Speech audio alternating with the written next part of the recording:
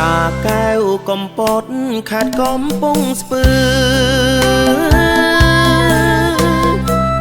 ល្បីសាយរុនទឺក្រមុំតានីថាអូនស្អាត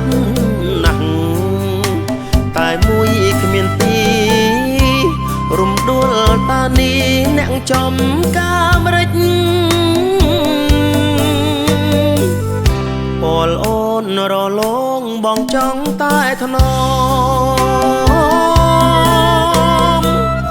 មាត់អូនក្រហមចង់តែខំក្តិច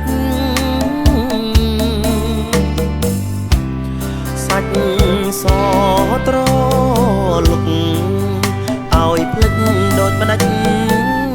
បងចង់ថាបក្តិចញុញីពលស្រីតានីមាសស្ងួនអូនស្គាល់បងទេបងអ្នកបាទីអង្គបូរីទល់ដែនកំពតនឹងផ្សារបាំងសីហុបផែនដែនដីនៃកងគោកធ្ងប់នងភ្នំសែនហានទេសភាពខៀវខ្ចីលឺសំឡេងរីឲ្យបងនឹកភ្នក់នៅមិនសុខទេឆ្ងាយពើពន្លកបងនឹងស្កាត់រកជួបអូនរាល់ថ្ងៃ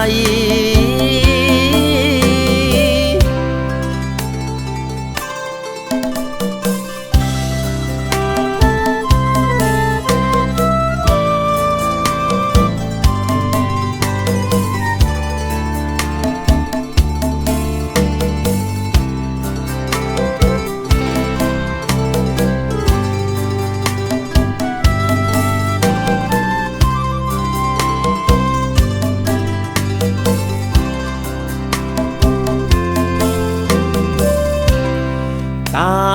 នីមាសស្ងួនអូនស្គាល់បងទេបងអ្នកបាទីអង្គបូរីទល់ដែនកំពតនឹងផ្សារបាំងសីហុបផែនដែនដីនៃកងគោកធ្ងប់នងភ្នំសែនហានទេសភាពខៀវខ្ចីលឺសំឡេងរីឲ្យបងនឹកភ្នក់នៅមិនសុខទេឆ្ងាយពើពន្លកបងនឹងស្កាត់រកជួបអូនរាល់ថ្ងៃ